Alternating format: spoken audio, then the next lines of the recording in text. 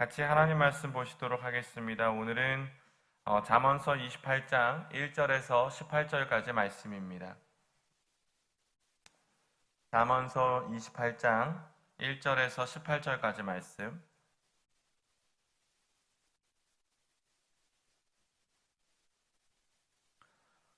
잠언서 28장 1절에서 18절까지 말씀인데요. 그 1절부터 9절까지만 읽도록 하겠습니다. 제가 한 절, 여러분이 한 절, 한 절 교독하겠습니다. 제가 먼저 읽겠습니다. 악인은 쫓아오는 자가 없어도 도망하나 의인은 사자같이 담대하니라.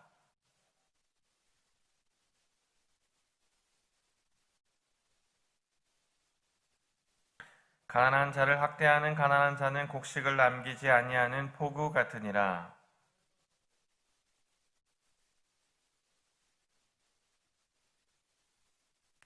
악인은 적인을 깨닫지 못하나 야훼를 찾는 자는 모든 것을 깨닫느니라.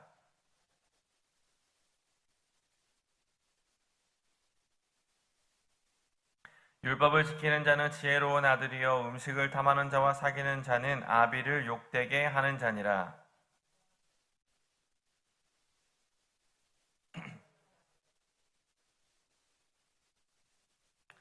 구절 같이 읽습니다. 사람이 귀를 돌려 율법을 듣지 아니하면 그의 기도도 가증하니라. 아멘. 저는 오늘 잠언서 28장 1절에서 18절까지 말씀으로 솔로몬의 지혜 듣기라는 제목으로 하나님 말씀 같이 나누도록 하겠습니다. 저희가 꽤 오랫동안 이 매일 성경을 통해서 잠언서를 묵상하고 있는데요. 이 잠언서를 좀 읽다 보면 이 책에서 의도적으로 반복하는 단어들을 볼 수 있습니다. 대표적인 게 지혜로운 자와 미련한 자, 그리고 의인과 악인이에요. 이 둘을 정리해보면 다음과 같이 나열할 수 있는데 제가 조금 읽어드릴 테니까 들으시면서 한번 체크해 보시죠. 정리하면 이렇습니다. 먼저 의인의 특징은 훈계를 좋아한다, 지식을 좋아한다, 정직하다, 입으로 사람을 구원한다, 가축을 잘 돌본다, 토지를 잘 경작한다, 환난에서 벗어난다, 입의 열매로 복을 받는다, 참는다, 진리를 말한다, 화목하게 한다, 진실하게 행한다, 하나님이 기뻐하신다, 자랑하지 않는다, 부지런하다, 선한 말을 한다, 이웃을 인도한다, 공의로운 길을 간다. 어떠세요, 여러분? 여기 계신 분들은 의인, 우리는 의인 그 자체겠죠? 표정들이 마스크를 쓰고 계셔서 제가 잘 모르겠지만 그러면 이 악인의 특징은 어떨까요? 제가 또 읽어드릴 테니까 한번 들어보시죠. 악인의 특징, 징계를 싫어한다, 악을 꾀한다, 속인다, 피를 흘린다, 마음이 굽어있다, 게으르다, 교만하다, 잔인하다, 방탕하다, 불의의 이익을 탐한다, 자기가 옳다 여긴다, 분노를 드러낸다, 함부로 말한다, 근심으로 번뇌한다, 자신을 미혹한다. 그래서 이들은 땀 흘려 일하기를 싫어하고요. 남의 것을 훔치거나 빼앗으면서 하나님도 두려워하지 않습니다. 왜 악인들은 하나님을 두려워하지 않는 걸까요? 이들은 왜 하나님을 경외하지 않는 걸까요? 오늘 본문의 4절, 7절, 9절에 보시면 이렇게 기록되어 있습니다. 우리 4절 말씀, 7절, 9절 같이 읽겠습니다. 먼저 4절 같이 읽습니다. 시작. 율법을 버린 자는 악인을 칭찬하나 율법을 지키는 자는 악인을 대적하느니라. 그리고 7절에 또 읽습니다. 시작. 율법을 지키는 자는 지혜로운 아들이요 음식을 탐하는 자와 사귀는 자는 아비를 욕되게 하는 자니라. 그리고 9절. 사람이 귀를 돌려 율법 듣지 아니하면 그의 기도도 가증하니라. 율법, 하나님 나라 백성 공동체의 기준이요 정체성이 되는 율법, 그 말씀을 저버리고 지키지 않고 듣지 않으니 하나님을 경외하지도 두려워하지도 않게 된 거죠. 이 말씀을 유진 피터슨의 메시지로 읽으면 더 실감나게 다가오는데 제가 읽어드릴 테니까 들어보시죠. 하나님의 법을 저버리면 악행을 얼마든지 받아들이게 되지만 하나님의 법을 사랑하면 그 법을 지키고자 필사적으로 싸운다. 하나님의 법을 실천하면 지혜롭다는 평판을 얻고 제멋대로 된 무리와 어울리면 가문의 수치가 된다. 하나님은 그분의 말씀을 듣지 않는 자의 기도를 싫어하신다. 공동 번역의 이 구절 말씀은 이렇게도 번역했습니다. 율법을 듣지 않고 귀를 돌리는 자는 그 기도마저 역겹다. 여기서 율법을 듣지 않는다는 건 단순히 귀로 듣다, 들었다의 의미가 아니라 실행하다, 행하다, 따르다라는 뜻을 내포하고 있어요. 즉 하나님을 경외한다. 그분이 이 세상의 창조주요, 주인이요, 왕이십니다 라고 말은 하는데 실생활은 전혀, 관계도 전혀, 행동도 전혀 하나님과 상관없이 사는 것처럼 하는 사람은 하나님도 싫어하신대요. 이 잠언서를 읽으면 이거 좀 너무한 거 아닌가 싶을 만큼 잠언 기자는 굉장히 좀 명확합니다. 율법을 듣지 않은 자의 기도는 하나님도 싫어하신다. 새번역이나 공동번역을 따르면 역겹다. 그 기도는 가증하다. 말씀하고 계신다는 거죠. 그래서 오늘 본문은 율법을 기준으로 누가 의인이고 악인인지를 좀 더 세밀하게 분석하고 있는데 4절부터 18절까지의 말씀을 제가 핵심 포인트만 중심으로 짤막하게 한번 읽어드릴 테니까 같이 한번 살펴보시죠. 4절 말씀입니다. 율법을 버린 자는 악인을 친구로 여기지만 율법을 지키는 자는 악인을 대항하고요. 5절 악인은 정의를 깨닫지 못하지만 야훼를 찾는 자는 모든 것을 깨달을 수 있으며 7절 율법을 지키는 슬기로운 아들은 아버지의 마음을 기쁘게 하지만 방탕한 삶을 사는 아들은 아버지를 욕되게 합니다. 8절에 가난한 사람을 대상으로 고리대금하는 자가 있는 반면에 그들을 긍휼히 여겨서 돕는 사람이 있는데 하나님은 이 모든 것을 보고 계시기 때문에 가난한 자에게 긍휼을 베푸는 자는 은행에 마치 저축을 하는 것처럼 하나님이 다 보고 계시다가 나중에 다 갚아주신다는 거예요.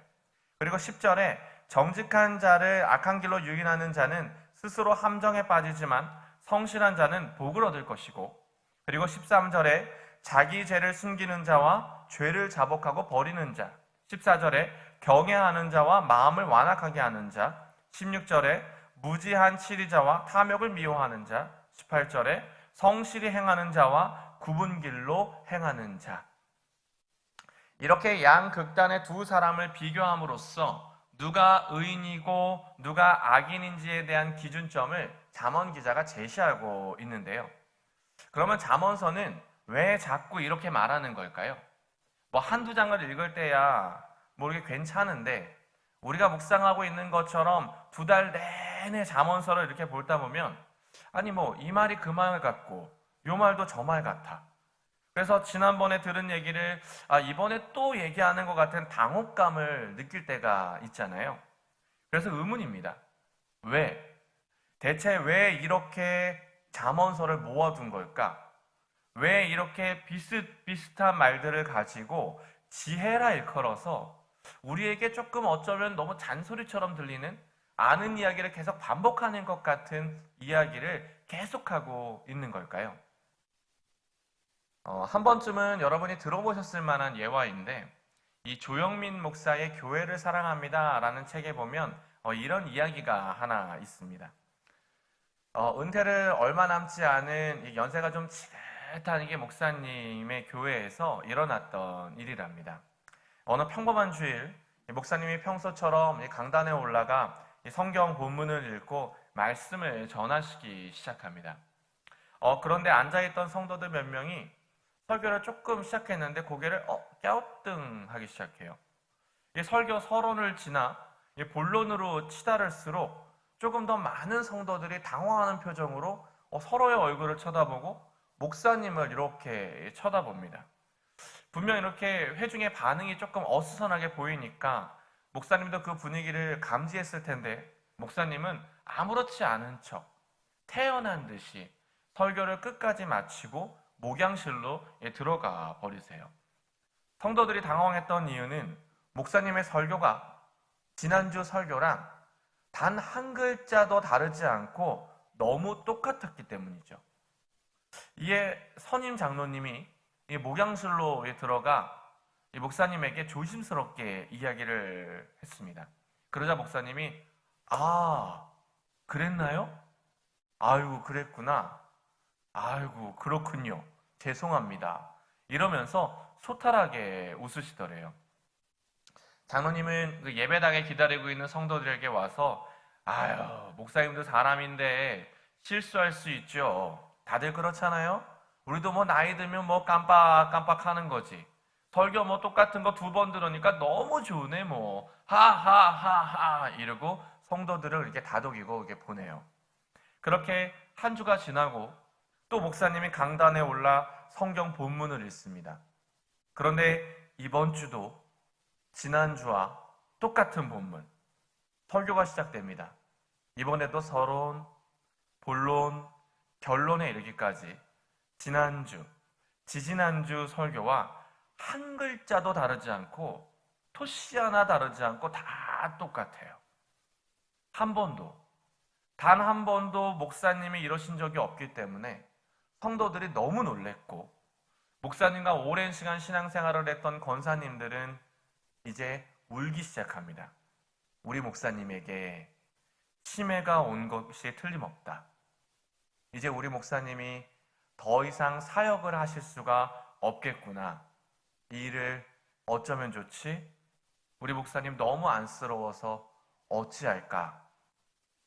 그런데도 목사님은 이 술렁이는 성도들의 반응에 흔들리지 않고 설교를 끝까지 마치고 축도까지 하고 예배를 마칩니다.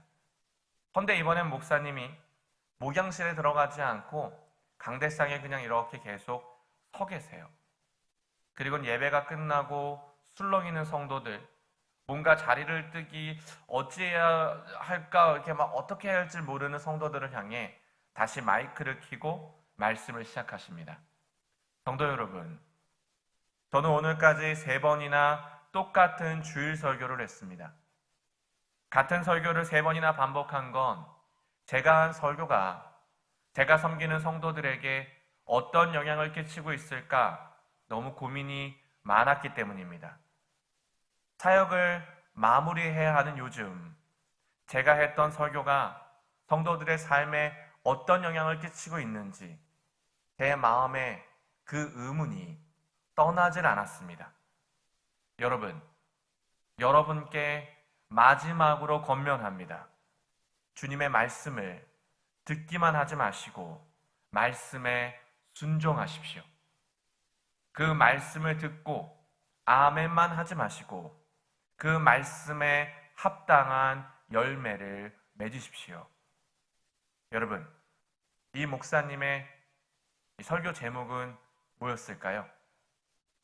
서로 사랑하라. 서로 사랑하라. 즉, 오늘 내가 하나님의 말씀을 들었다.